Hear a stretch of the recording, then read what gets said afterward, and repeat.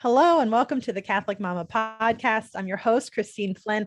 Thanks for joining me on this episode where I'm also joined by my friend Jeannie Ewing, who is a Catholic wife and mother, author, grief and spirituality writer. And Jeannie, you've been on the show a number of times. We've talked about all manner of things from fertility to authenticity to grief. And this time I think we're diving into body image. So all the fun topics, the fun, easy topics. But anyway, thank you for joining me. Glad to be back with you. And this is the first time we've done it on video. So if anybody's listening on your podcast platforms, I started a YouTube channel after a lot of kicking and screaming and actually some tears because I hate technology at times. But now I'm on YouTube sometimes. So this will also be there. Yeah. I told Pat, I was like, never again. My husband, he's been doing videos and YouTube and all this stuff since like 2011 and 12 around there. So he's got it down. He's got the equipment and the know-how and he can troubleshoot. And that's nice that you have that. I don't have that with my husband. So if I'm starting something new or something updates, I'm just like, and I'm 40. So I'm like technically a Gen Xer. I'm like on the cusp of Gen X and millennial. So we're kind of adaptable to technology, but kind of resistant to technology. And so I'm in that little weird plane. You're doing good. You're doing good. You're here. We're here. You're doing it. I just joined the meeting and talk. Well, and I just usually I call my husband if I need help with the tech stuff because he's much better at this than I am. And I get very frustrated and I quit. I'm never doing this again. And he just nods. Sure. Okay. And yep. I cool off and come back. Yeah. So, okay. So we had decided about doing a body image discussion because I had posted on Instagram about a lot of we all have our painful story. I think women just in general have painful stories, right? And not everybody has bouts or history with an eating disorder, or maybe they didn't have, this like pivotal moment where they didn't think their body was good enough, or maybe just crept up over the years. And then motherhood comes in and we have to try to reconcile or heal some brokenness from previous understandings of what our bodies should look like or how they should be. I certainly have, again, everybody has their story, and some are more painful than others, and maybe a lot of us don't even realize the ramifications that, I can very much pinpoint issues from like the covers of magazines and certain television shows that I watched.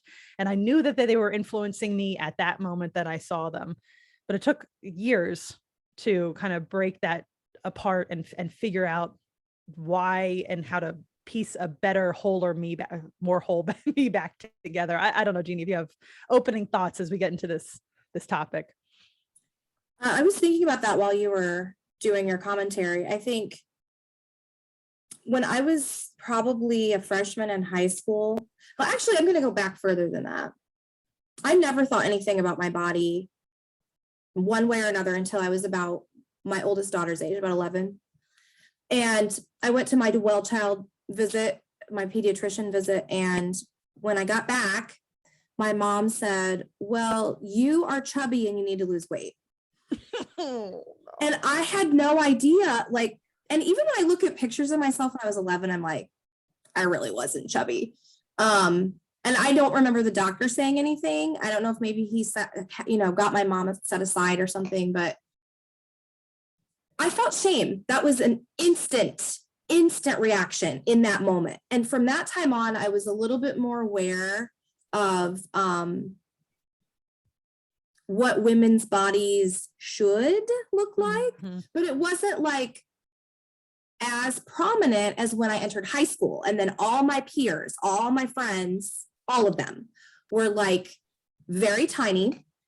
And when I would go shopping with them, and they try on jeans or something, let's say at the mall, I never tried on clothes because I was always curvy, I guess you could say. And I when I hit puberty, I just had all of it. Like I went from no bra to a C cup and like in a year and a half.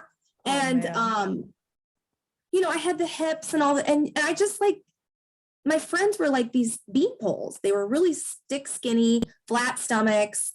And so they would try on jeans and they would complain about, oh my gosh, I'm not a size 4 anymore. I'm a 6. And I'd be like, Good thing they don't know that I'm a size 10, almost a 12. And this was when I was 16, you know? Yeah. And so that was considered a lot bigger than it is now in perspective. You know what I'm saying? Oh yeah. Yep. So, again, this shame, and I felt like I had to just hide myself and cover myself. And I noticed that whenever I was with my friend group, that boys just gravitated to my friends who wore, you know, the midriff shirts and they had their belly buttons pierced. This was in the 90s. So that was like the Britney Spears look. And, you know, I just always dressed more modestly for a couple reasons, because I was raised that way to understand the concept of respecting our body as a temple and a tabernacle of the Holy Spirit. Like, that's just how my parents raised me. And I tried to live that way. And I just never felt comfortable wearing revealing clothes. And another reason was because I just thought that my body was ugly in comparison. So that's kind of, those were like my opening thoughts. But I think we can go deeper when it comes to motherhood, because that changes pretty much everything again. Yeah. So. Well, so I came from a very different perspective. I remember my mom had a Raquel Welch total body fitness book with a lot of revealing photos of Raquel Welch from different movie sets and everything. And it was mostly like a yoga routine in there. And I would flip through that book, and I wanted to, I knew that I guess that's how a woman should look. You know, the quintessential woman back in the 70s and 80s, Raquel Welch, that was it. And my mom would always tell me how great I looked. And she's like, you know, you're not going to be able to dress like this forever. So go out, have fun with the clothes. So I wound up feeling very sexually powerful and fit. And I also had my best friend was very, very thin, to the point she hated how thin she was, but she couldn't gain weight. She was just naturally very, very thin. People would make comments wondering if she had anorexia. Why don't you gain weight? So I felt I was always kind of dieting, and I never felt thin enough, but I also knew that there was, an acceptable level of curves that a woman wanted to have. And I would dress to accentuate that. I dressed inappropriately. I acted inappropriately. And actually, the one time my mom mentioned to me that maybe a skirt was too short, because I was going over to meet a boyfriend's parents, I just kind of blew her off like she didn't know what she was talking about. And when and now looking back, I've seen photos of that skirt, and that's appalling. I wouldn't even let that skirt in the house anymore on anybody. It's awful. But yeah, like Britney Spears, Christina Aguilera's music video for I think What a Girl Wants. Yes. That was the belly button piercing, the low pants. That was very, very influential. Anything Jennifer Lopez. Yes.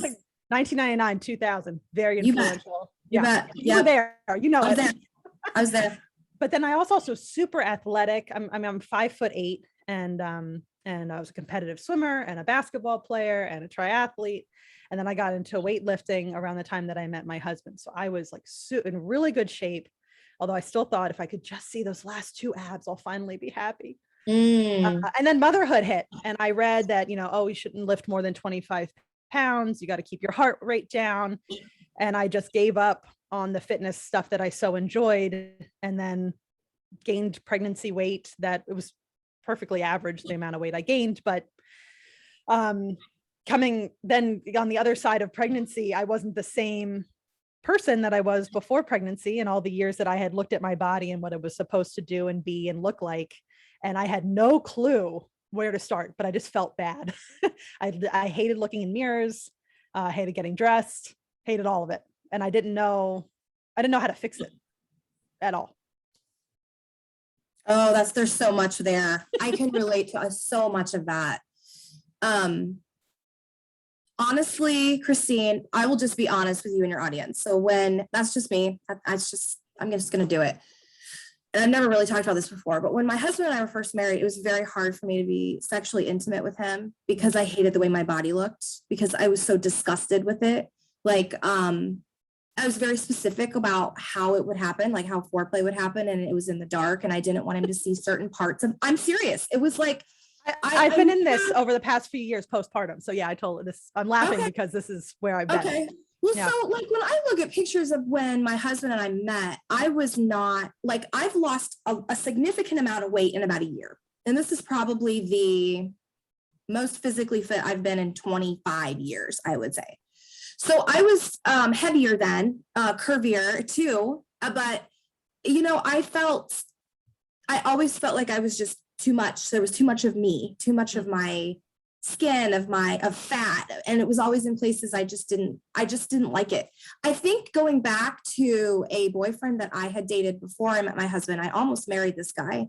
He and I dated for about 4 years. He was in the Marine Corps and he was heavily into pornography. And so he had images of women from pornographic magazines and on his computer and stuff. And when I would see that in his apartment, again, the shame. And I was like, I would look at these women. I'm like, I even said to him one time, I'm like, I'm never going to look like that. And I can't unsee that. You know what I mean? Like you can't unsee certain things. And that's one of those things that even now I can say, as a 40-year-old midlife woman, I'm much more comfortable with who I am, the totality of who I am, mind, body, and soul, than I have been ever. But at the same time, there's still this residual feeling of inadequacy, inferiority, invisibility, because of that. And so that carried over into my marriage and my sexual relationship with my husband for a very long time.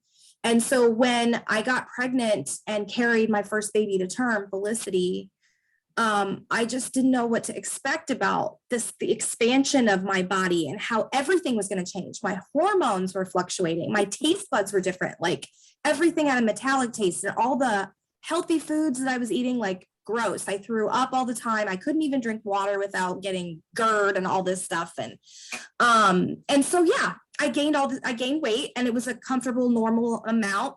But when I had Felicity, I didn't realize too that the chronic sleep deprivation was going to affect my ability to lose weight. And so here I was with all this inflammation. At the time, I didn't know I had a thyroid autoimmune disease, which if you have any autoimmunity at all, it's very easy to put on the inflammatory aspect of that disease, and then it's very difficult to get rid of it. Yeah. And so now knowing what I know about sleep and the importance of sleep neurologically, and also with weight loss and weight maintenance, how can a parent who's having baby after baby after baby, and they're getting up every 2 hours constantly, and then when you add more on top of that, more kids, and you're getting up with them because they have a fever or they are teething or whatever, right? And so when do we sleep? When do we catch up on sleep? And so my body never like it shift, all these weird things shifted. And then I started getting these stretch marks in places I never had before, and they never really went away. And then all the belly fat like moved, and then my boobs changed shape. And I was like, what? Like looking in the mirror over the last 10 years of being pregnant of my life, I'm like, I don't even recognize this body anymore.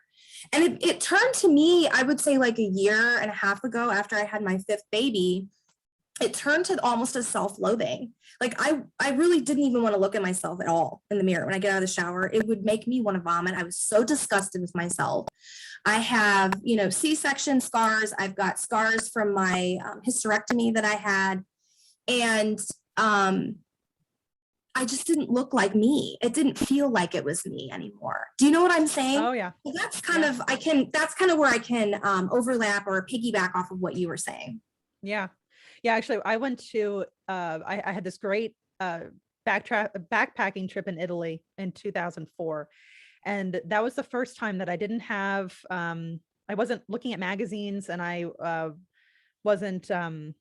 didn't have cell phones really back then, but I wasn't like looking at internet stuff for 2 weeks. And I was just walking a lot. I was out in the sun. I was having a great time. And there wasn't even like mirrors around to look at myself. And that was the first time since I was like 10 or so, 11, that I felt like I felt good inside and out. I felt good and healthy. And I realized I was like, oh, it's because I wasn't looking in a mirror. I think that was a big part. I wasn't seeing just images of what a woman should look like on magazines or whatever it was, or I wasn't reading Cosmopolitan. And so over the past several years of being a mom, postpartum, having kid after kid. I was like, well, you know what? I'm just not going to look in a mirror, because it was good when I didn't look in a mirror. I was in Italy. I felt great. But now it took me a long time to realize I was avoiding looking in the mirror, because I just really, I mean, I did laugh at my body a little bit in the mirror the other day, because my breasts, it's just very funny to me. They just don't look like they did a number of years ago. But I found some humor. Yeah, but I was laughing, but it was actually a good-hearted chuckle. Not I hate the way I look. But yeah, I think part of it is my body does not look like it did back in 2012. And to be honest, it won't ever look like that again. I'm just rooting for that resurrection body. I'm excited about that. However, I think it was a despair, self-loathing. Well, why bother? And I think the reason that I've had such a hard time with my body is that, I haven't had, over the past, 8 years of motherhood, I haven't been able to totally control my environment, so that, I can't just get whatever amount of sleep I need. I can't get to the gym whenever I feel like it. Sometimes I do just eat off the kids' leftovers off their plates, because I'm hungry and I can't make a healthy meal at the time. And I always felt like I was catching up and not really taking ownership of what I could do with my body and even my mental aspects. To try to overcome the fatigue and stress of motherhood on the day-to-day basis, I would overcompensate by getting to a point of relaxation as fast as possible in the evening, which meant wine and dessert, which made everything worse, because then that affects the way we feel about our brain's work and how we sleep and how we feel the following day. And it was just this vicious cycle where I knew I could not trust. I knew it when I was doing this, when I was drinking a lot of wine in the evenings. I knew that the problem was I did not trust God enough that he would help me, give me the graces to get a good night's sleep or relax enough without me getting my fingers in the cookie jar or pouring another glass of wine. So I know that was a trust issue. And over the past about a year, I started realizing that there was a problem in the way I viewed my body, the way that I felt I had no abilities to change things the way they were. They just were what they were. I've already had a bunch of kids. My body's not going to look and function the way it did before motherhood. And it just led me to like a place of just feeling really crappy. I mean, I even got blood work done because I was like, there's something wrong with me. As it turns out, it was more mental. It was just the way I was looking at my body and then the way I was treating it. The way I saw my body was ugly and not good enough, inadequate. And so I just kept treating it like that. Yes. When I had my C-section with Sarah in 2013, I remember saying to my husband, I'm like, I'm never going to look the way I did before, never again. And he's like, you know what? Your scars actually show all of your life experience and that you have given life, that you have created space for this human being, And I started to kind of look at my body that way for a while. And then, when I have some friends who are really into all of the beauty and fashion fads, okay, and trends. And I would always be like, what's that? Because I get out of the shower and I kind of fluff my hair a little bit. And I usually don't put any makeup on, maybe an SPF foundation, and that's it. And see, I'm not even wearing makeup today. And they, all the things they would talk about. And I'm like, I felt like there was this flavor of vanity in obsessing over one's appearance. And so I shied away from all of that. And I almost took a sense of interior pride, against it.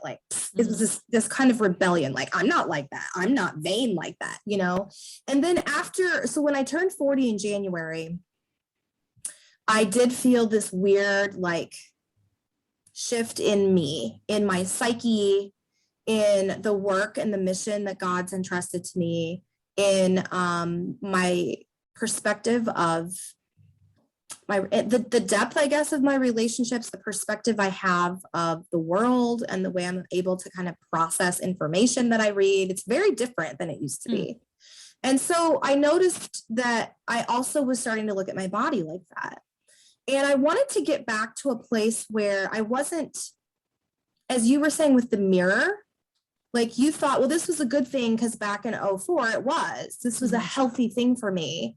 But then when you were talking about a few years ago or whatever, was it 2012 or something? How you were, or whatever, a couple months ago, I don't remember what you said, but recently, right? I don't know. I'm not getting my dates right. But like, I kind of did that too, where I realized this year that I was avoiding something and that God was asking me to pay attention. And so I started to attend to my body, to care for it, because it had been through a lot of trauma, not just the physical trauma that we're talking about tonight with motherhood and C-sections and childbirth and nursing. And I've had a lot of outpatient surgeries and I have a lot of physical health problems. But, you know, in the past, I've had sexual assaults in, you know, when I was growing up, there were several of them. And that kind of like, I had to process this through my last pregnancy, which I don't know why it came up then, but trying to look at my body and remember that God created it to be something good and to attend to it, to listen to it and to attend to it, not in a woo-woo way, but like in a way that's like understanding that mind, body, soul connection. Like I can't compartmentalize it. And for so long during my childbearing years, I would convince myself or rationalize, well, I'm taking care of my soul, and that's more important than taking care of my body. Because I would just, I don't know, maybe it was kind of almost, it wasn't like intentionally a heretical view of, you know, the compartmentalization of the body and the soul and the importance of each. But it was more like my form of denial, maybe, I guess. And so just this year, I started making smoothies for breakfast, and I'll prepare them like on Sundays in these baggies, and I've got it all in the freezer so that every morning I've got something quick but that's healthy for me. And I have a workout routine that I found that works for me in the midst of shuffling kid A to preschool, shuffling these other two kids to the babysitter, getting my homeschool daughter to her co-op, etc. And a lot of what this has done for me, other than the obvious, like my blood sugar has gone down and my blood pressure has gone down and I've lost a lot of actual weight, but I am sleeping better now. My mood has improved. I feel like I don't have the brain fog that I had. There's a sense of a deeper connection with God when I'm able to enter into prayer with a calmer state of mind, because there's not this storm going on inside of my body all the time anymore. And it's not perfect. And like you were saying, Christine, when I look at myself, I don't expect that I'm ever going to look like I did when I was 15, 20, 25 years old. It's not going to happen. And I'm okay with that. I've made peace with that. But there's still another part of me that's like, but I still want to become the woman, the best version that I'm meant to be, right? The woman that I've always been meant to be here on earth. And I know that I'm going to always have certain physical problems. I'm going to always have some health problems and limitations. And that's not going to change. They're not going to go away. But if I can at least get to a homeostatic point where I can maintain this harmony, I think it's going to really change everything in my environment. It's going to change the way I treat my children, my relationship with my husband. Do you know what I'm trying to say? Yeah, definitely. I think there's a lot that kind of emerges sometimes when it's all this inner work that we have to do. Always. It always goes back to that.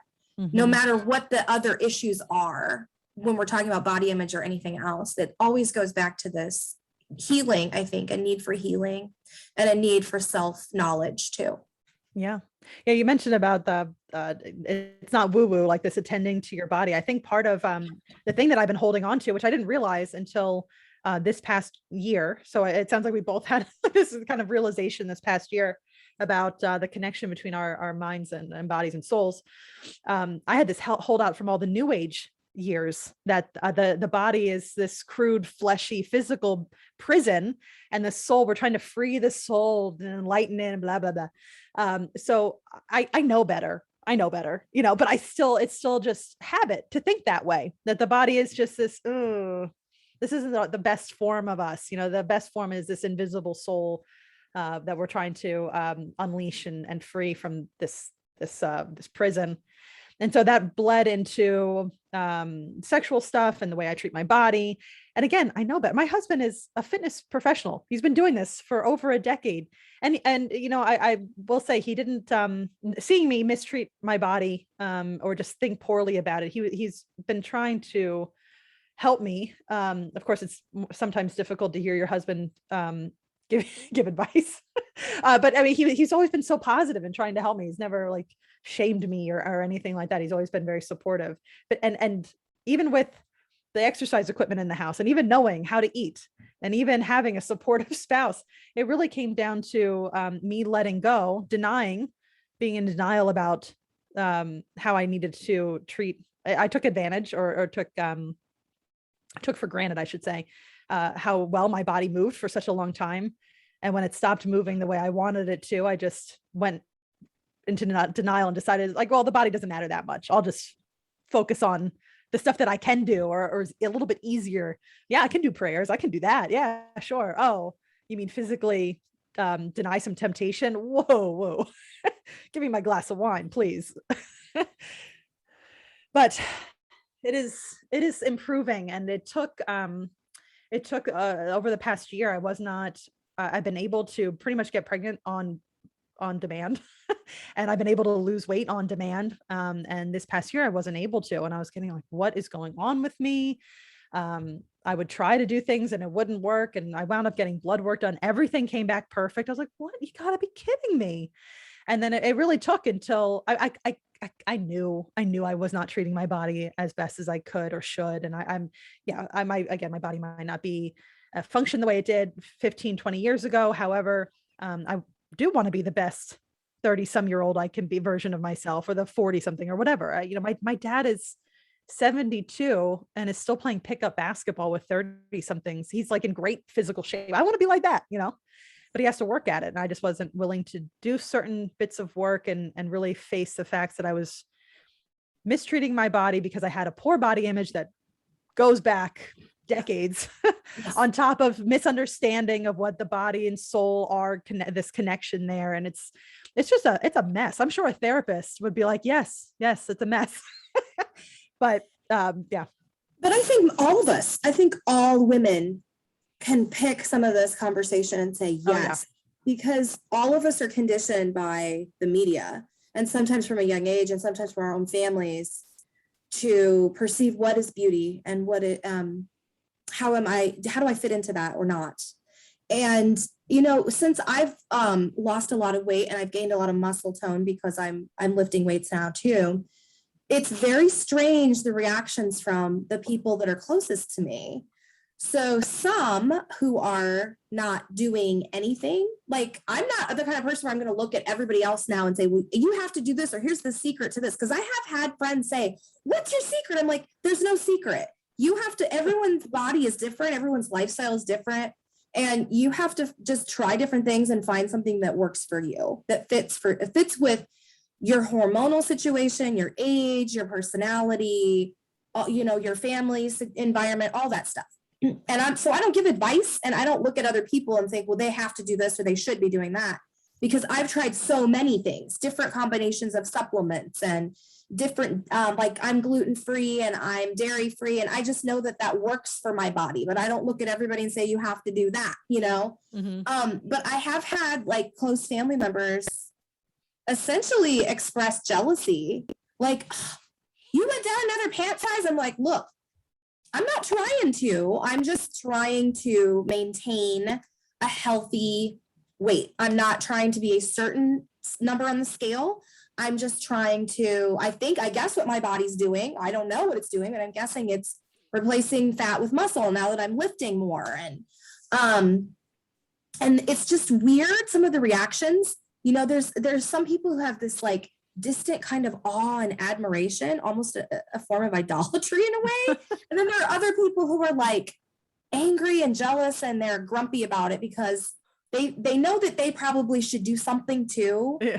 And they see what you're doing and they think, poorly, it reflects poorly on them or something. Right. So I think, when it comes to how we care for ourselves in general, we have to remember that it's very nuanced, that every woman is different, and that we're all in different places in our fertility and in our, some of us are younger and some of us are older. And I know now that I'm closer to menopause age, I have a lot of friends. I'm like, yeah, I understand the smaller boobs and the bigger waist. Like, I get that. That's a drop in your testosterone and your progesterone. And that's what happens when you're my age and a little older. And so it's kind of, to me, it's kind of this dance, I guess, of getting reacquainted with myself and kind of trying to discover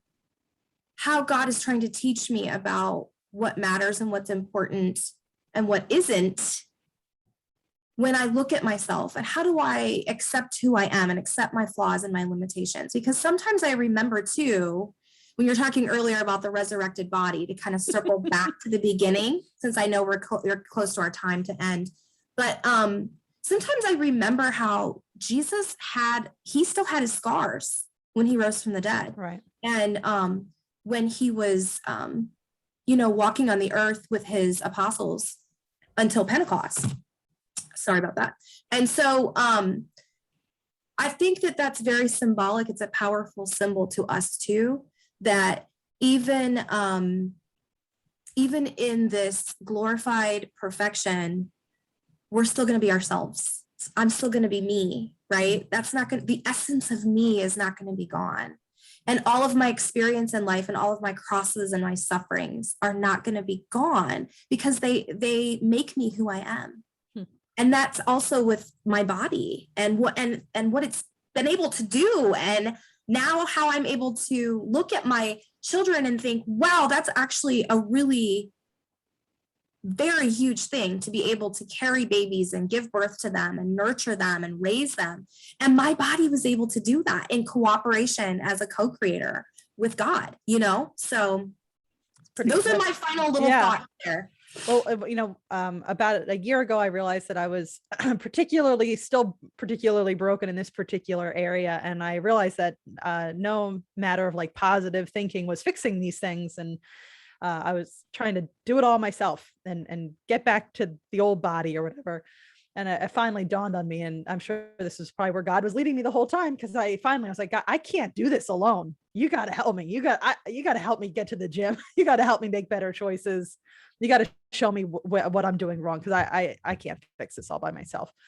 And I started praying that just pretty frequently. I need God help me on this, because I can't seem to get my physical body or I can't seem to get my mind to accept certain virtues and work on the weak virtues that I have in order to get my body to be the best that it could be. I need your help, please help. And finally, it seemed like something grace just flooded in, and I've been able to at least have a healthier image of what I should be, or what I could do, and not worrying so much that I'm not who I don't look the same as I used to be. My body, I used to be so dang strong. And I can look back at an old video and be like, that's awesome. I could do that. Not, man, I'll never do that again.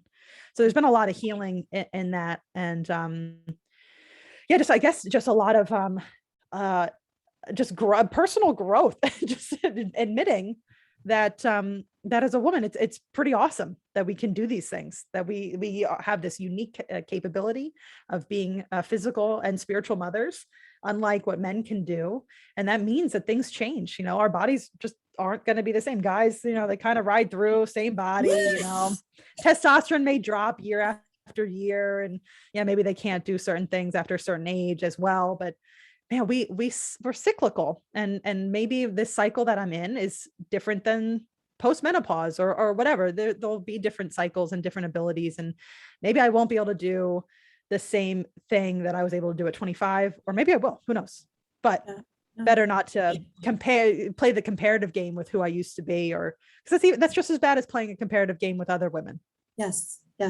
I think we have to just extend the same level of mercy and grace to ourselves that God does to us. To not be so hard on ourselves and punish ourselves, thinking, well, I should be here, I need to be doing all of these things. Because really, when you're talking about the cyclical aspect of a woman and womanhood in general, it's like everything's constantly shifting and changing in us. And so we're not always going to be able to push through certain things, and there are going to be extraneous variables in our lives that are unforeseen that might be setbacks or something. And I think it's really important for us to have that openness of heart and allow God to continue to change us from within, no matter what season of life we're in. And to be aware that the things I'm able to do today, physically and emotionally and nutritionally or whatever, they're going to change. To just know that and to be okay with that and to be able to be attuned to that when it does get to that place. You know what I'm saying? Mm-hmm. Yeah.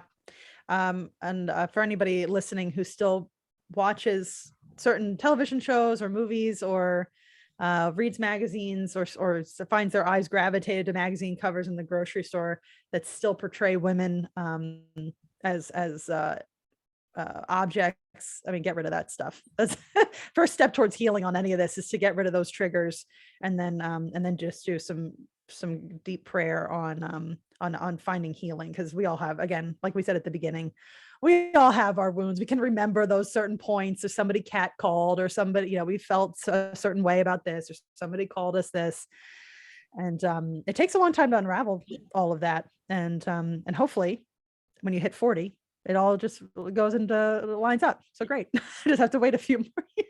It's hard work, Christine. It's hard work. But you know what? I think that our journey to heaven is hard work. That's what fortitude is. It's the willingness to do what is hard and arduous.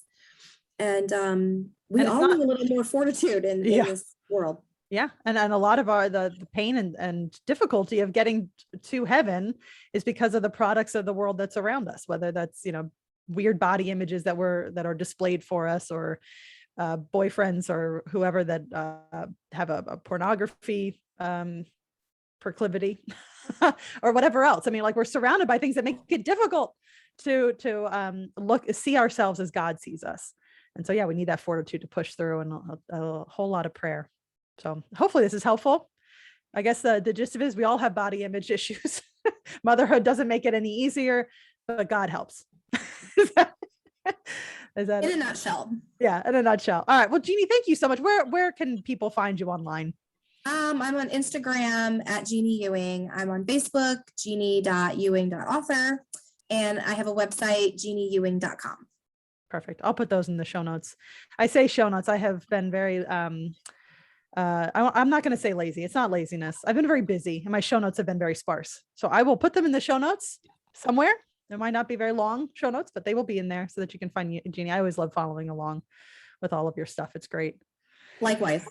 Thank you. All right, everyone. Until next time, don't forget to subscribe so you don't miss these episodes. And I'm on YouTube. If you're just listening to this, go to YouTube, search for The Catholic Mama, and subscribe there so that you see these videos when they come out.